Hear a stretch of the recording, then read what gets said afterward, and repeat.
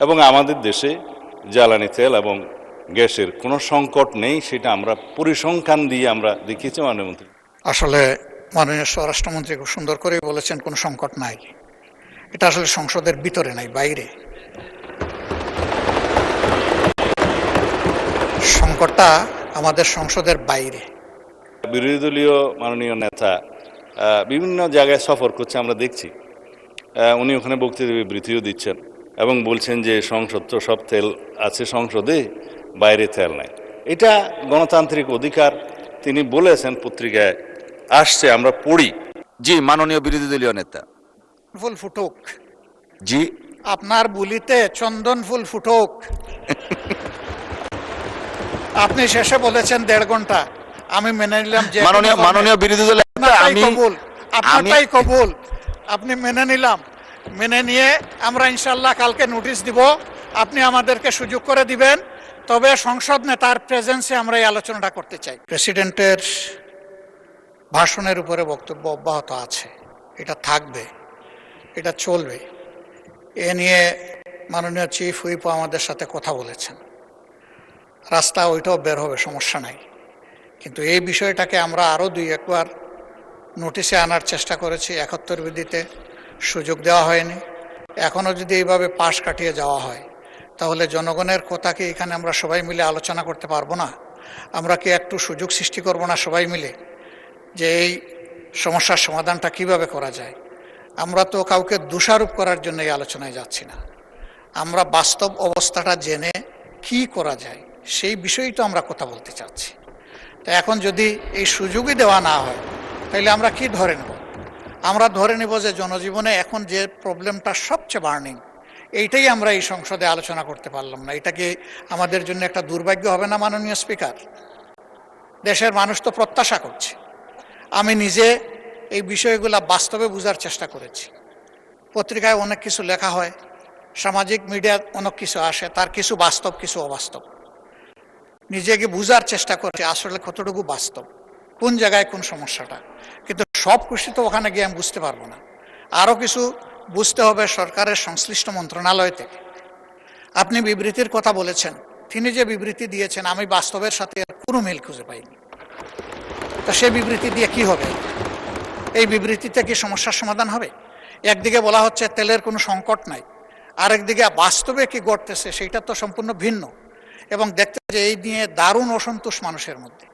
আমরা যদি এখানে একটু খোলামেলা আলাপ করতে পারি, সঠিক তথ্যগুলি যদি এই ফ্লোরে আসে, আমরা সবাই দায়িত্ব ভাগ করে নেব।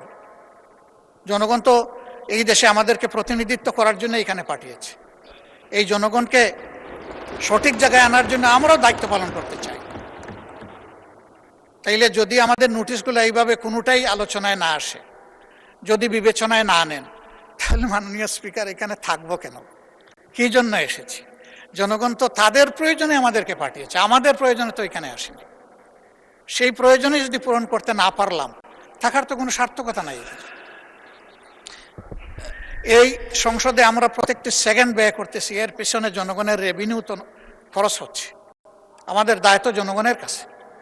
এগুলা তো আমরা আমাদের নিজস্ব সম্পদ দিয়ে গড়ে তুলিনি, জনগণের সম্পদ দিয়ে এটা গড়ে তোলা হয়েছে।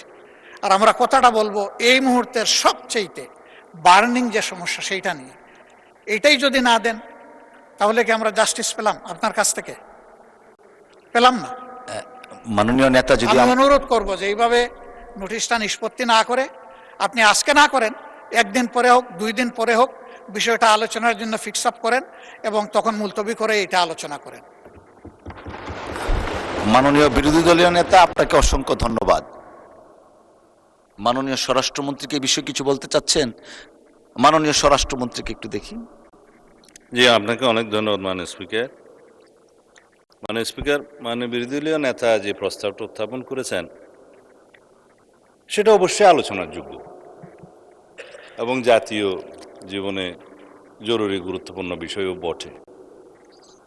আপনি তো আলোচনার বিষয়টা নাকচ করেননি, আপনি সিদ্ধান্ত দিয়েছেন মাননীয় বিরোধী দলীয় নেতাকে অন্যভাবে বিকল্প প্রস্তাব দিয়েছেন যে এটা সংসদের অধিবেশন মুলতবি না করে অন্য কোনোভাবে আলোচনার সুযোগ আছে, অন্য কোনো বিধিতে। যেমন আপনি বলেছেন 300 বিধিতে মাননীয় মন্ত্রী বিবৃতি দিয়েছেন এবং এই বিষয়ে কোনো না কোনো দিন বিভিন্ন বিধিতে আলোচনাও হচ্ছে। কিন্তু যেহেতু মাননীয় বিরোধী দলীয় নেতা এটা আপনি গুরুত্ব দিয়ে তার প্রস্তাবটা আপনি রিড আউট করেছেন, অধিকাংশ সংসদীয় রীতিতে দেখা যায়, ট্রেডিশনে দেখা যায়, ইতিহাসে দেখা যায়, মুলতবি প্রস্তাবগুলো ব্রিটিশ কালচারে অপোজিশন থেকে আসে এই জন্যেই যে ট্রেজারি বেঞ্চের কর্মকাণ্ডকে যাতে বিভিন্নভাবে বাধাগ্রস্ত করা যায়। কিন্তু কারেন্ট ইস্যুসগুলো নিয়ে এই মুলতবি প্রস্তাবের ট্রেডিশন আছে। আমাদের বাংলাদেশের সংসদীয় রাজনীতির ইতিহাস, সংসদীয় ইতিহাসে খুব বেশি হলে 2-4 বার এই সমস্ত মুলতবি প্রস্তাব আলোচনা হয়েছে। বর্তমান এই সেশনে 2টা বৈঠকে একই সেশনে 2টা মুলতবি প্রস্তাব এখানে আলোচনা হয়েছে 4 ঘন্টা। এটা ইতিহাসে অনন্য, নজিরবিহীন।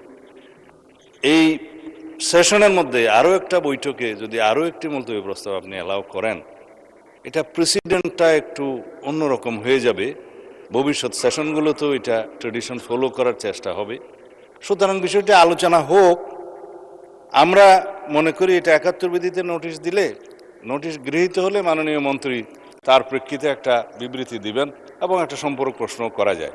অথবা 68 বিধি অনুসারে আপনি যদি অ্যালাউ করেন জরুরি জনগুরুত্বপূর্ণ বিষয়ে সংক্ষিপ্ত আলোচনা আপনি দেখবেন, ওখানে আপনি ইচ্ছা করলে অ্যালাউ করতে পারবেন।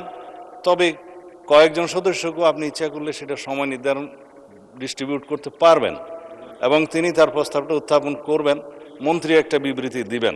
তারপরে আলোচনা যদি মন্ত্রীর বিবৃতির পরে অথবা আগে, এখানে যেহেতু সুনির্দিষ্ট বিধিতে কিছু বলা নাই, যদি সময় নির্ধারণ করে দিয়ে আপনি বলতে পারেন, তাহলে আমরাও 2-4 কথা কন্ট্রিবিউট করতে পারবো। কিন্তু জাতীয় জীবনে যে সমস্ত বিষয়গুলো সংসদের বাইরে বিরোধী দলীয় মাননীয় নেতা বিভিন্ন জায়গায় সফর করছে আমরা দেখছি, উনি ওখানে বক্তৃতা বিবৃতিও দিচ্ছেন এবং বলছেন যে সংসদ তো সব তেল আছে সংসদে, বাইরে তেল নাই।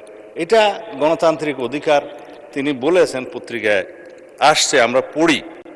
তো এখন আমার সুনির্দিষ্ট একটা প্রস্তাব হচ্ছে, মানে স্পিকার, মাননীয় মন্ত্রী 300 বিধিতে বিবৃতি দেওয়ার পরে দীর্ঘ বিবৃতি দিয়েছেন, সেটা জাতির সামনে পরিষ্কার, এবং আমাদের দেশে জ্বালানি তেল এবং গ্যাসের কোনো সংকট নেই, সেটা আমরা পরিসংখ্যান দিয়ে আমরা দেখিয়েছি, মাননীয় মন্ত্রী দেখিয়েছেন। এখন কিছু কিছু বিষয়ে আমার না বললেই নয়। আজকে মাননীয় সংসদ নেতা বগুড়া সফরে আছেন, তিনি নেই। তার প্রত্যক্ষ নির্দেশনায় দেশবাসীর সুবিধার্থে যাতে দ্রব্যমূল্য বৃদ্ধি না হয়, জনজীবনে কোনো দুর্ভোগ না আসে, সেজন্য আমরা একটা টলারেবল মাত্রা পর্যন্ত এই জ্বালানি তেল এবং গ্যাসের মূল্য বৃদ্ধি হতে দেই নাই। সেটা মাননীয় প্রধানমন্ত্রীর নির্দেশনায়। একবারে শেষের দিকে এসে আমাদের ন্যাশনাল ইকোনমি এফোর্ড করতে পারছে না এবং এই জ্বালানি এবং গ্যাসের মূল্য এখানে কম থাকাতে, তাতে আপনি জানেন যে সব সময় একটা টেন্ডেন্সি থাকে এটা অন্যভাবে অপচয় হওয়ার, আমি খোলাসা করে বলছি না, বা পাচার হওয়ার, সেটা বন্ধ করার জন্য, একটা ডিসিপ্লিনে আনার জন্য আমরা জ্বালানি তেলের কিঞ্চিত মূল্য বৃদ্ধি করতে বাধ্য হয়েছে সরকার। তা এখন এই বিষয়ে কোনো সংকট নেই। সুতরাং আমি মনে করি মুলতবি রেখে সংসদের অধিবেশন এই আলোচনাটা করার প্রয়োজন নেই। তবে যেহেতু মাননীয় মাননীয় বিরোধী দলীয় নেতা বিষয়টি উত্থাপন করেছেন, আমি অনুরোধ করব আপনি দয়া করে 68 বিধিতে ওনাকে একটা নোটিশ দিতে বলেন। এখানে সংক্ষিপ্ত আলোচনার সুযোগ আছে, অ্যাকর্ডিংলি আপনি আপনার সিদ্ধান্ত। আসলে মাননীয় স্বরাষ্ট্রমন্ত্রী খুব সুন্দর করে বলেছেন কোনো সংকট নাই। এটা আসলে সংসদের ভিতরে নাই, বাইরে। সংকটটা আমাদের সংসদের বাইরে, এবং সংকট আছে বলে খোদ হাইকোর্টের মতো ভেরি সেন্সিবল জায়গায় 2 দিন এখন এই জ্বালানি সাশ্রয়ের উদ্দেশ্যে কোর্ট হবে ভার্চুয়ালি। আপনি একসময় তার অংশ ছিলেন। সংকট নাই বলে এটা হয়েছে। আমি জাস্ট একটা উদাহরণ। উনি অনেক কথা বলেছেন, আমি এগুলা রিপ্লাই দিতে যাব না। এই সংকটটা এই সরকারের সৃষ্টি না, এটা একটা গ্লোবাল ম্যাটার, একটা ওয়ার সিচুয়েশন চলতেছে, আমরা এগুলো বুঝি, এই কথা বারবার আমরা বলতেছি। আমরা চাই সবাই মিলে এখানে কন্ট্রিবিউট করতে, প্রেশারটা ডিফিউজ করতে, সিচুয়েশনটাকে ইজি করতে। তাহলে সব দায়িত্বই যদি একা একাভাবে সরকারি দল পালন করে, আমরা কোনো সুযোগ পাবো না। মাননীয় স্পিকার, আমরা তো এই দেশের নাগরিক, জনপ্রতিনিধি বাদ দিলাম, নাগরিক হিসাবেও তো আমাদের কিছু দায় আছে। আমরা ওই পজিটিভ অ্যাটিটিউডের জায়গা থেকেই এই আলোচনাটা দরকার বলে মনে করি। আমি ধন্যবাদ জানাই মাননীয় স্বরাষ্ট্রমন্ত্রীকে। উনি বলেছেন তারপরেও যদি আপনি গুরুত্বপূর্ণ বিবেচনা করেন, ৬৮ বিধিতে আমাকে আপনি নোটিশ দেওয়ার জন্য অনুরোধ জানাতে পারেন এবং আমি সেই নোটিশটা দিতে পারি। ওখানে তো আধা ঘন্টা সময়, তো আধা ঘন্টা সময়ের ভিতরে সরকারি দল বলবে কতটুকু, আমি বলবো কতটুকু, আমরা বলবো কতটুকু। এই বিষয়টা এইরকম একটা জ্বলন্ত, ঠিক আছে ১ ঘন্টা হইতে পারে, এর মতো একটা বার্নিং ইস্যু যদি আমাদের এই আলোচনার গুরুত্বপূর্ণ বিষয় না হয়ে থাকে, তাহলে কোনটা হবে আমি ঠিক জানি না। আমি মনে করি যে এই মুহূর্তে বাংলাদেশে প্রিভেইলিং যতগুলা সমস্যা আছে, এর মধ্যে সবচেয়ে গুরুতর সমস্যা হচ্ছে জ্বালানি সমস্যা, এবং এইটার সাথে সম্পৃক্ত অনেক কিছু, অনেক জিনিস। সেই গোটা অর্থনীতির চাকায় পাওয়ারের উপর নির্ভর করে। পাওয়ার জেনারেট করবে এই জ্বালানি দিয়ে। পাওয়ারের র মেটেরিয়ালস হচ্ছে জ্বালানি, গ্যাস হোক, তরল হোক, যাই হোক। আমরা এই বিষয়ে কন্ট্রিবিউশন রাখতে চাই, আমাদেরকে সুযোগ দেওয়া হোক। আমি আবার অনুরোধ করব, এটাকে আজকে আপনি ডিসপোজ অফ না করে, আমার বিশেষ অনুরোধ, সংসদ নেতার প্রেজেন্সেই বিষয়টা আলোচনার জন্য আপনি 3 দিন সময়ের মধ্যে ফিক্স আপ করতে পারেন। ধন্যবাদ আপনাকে। ধন্যবাদ মাননীয় বিরোধী দলীয় নেতা এবং মাননীয় স্বরাষ্ট্রমন্ত্রী, দুইজনকে ধন্যবাদ। মাননীয় বিরোধী দলীয় নেতা, এখানে পার্টিনেন্ট বিষয় হচ্ছে আলোচনা। তো আমি দেখলাম মাননীয় স্বরাষ্ট্রমন্ত্রীও আলোচনা করতে চান, আপনার প্রস্তাবেও আলোচনা, বাট কোশ্চেন হচ্ছে হোয়েদার সংসদ মুলতবি করে হবে নাকি না করে হবে। আলোচনা কিন্তু হচ্ছে মুলতবি করা না করা কোনো বিষয় না, আলোচনা হওয়া উচিত কিনা। আর আপনি যেটা বলেছেন, যে কোনো জাতীয় ইস্যুতে treasury bench and opposition should work shoulder two shoulder, এটা এখানে পেয়েছি আমরা। তো আমার মনে হয় আলোচনা হচ্ছে, বাট বিধিগতভাবে আমরা চিন্তা করলাম যে না, অল্টারনেট বিধিতে আলোচনা সুযোগ। যেমন দেখেন, আজকে এত হারমোনিয়াস পরিবেশে প্রায় আধা ঘন্টার মতো আলোচনা অলরেডি হয়ে গেছে। সো এই আলোচনাটাই কন্টিনিউ আমরা করতে পারি। আর একটা বিধিতে আমি এটা আগেও একটু দেখে রেখেছি, সংসদকে মুলতবি করে আলোচনা না করে এই আলোচনাটাই আমরা সংসদের চলমান অবস্থা সাধারণ আলোচনা নিয়ে যাই। সময়ের প্রেক্ষিতে এটা আমরা আলোচনার ভিত্তিতে আধা ঘন্টার জায়গায় 1 ঘন্টা করতে পারি, 1.5 ঘন্টা করা যেতে পারে, বাট মুলতবি না রেখে। আচ্ছা ঠিক আছে, 1 ঘন্টার মধ্যে আমরা করলাম।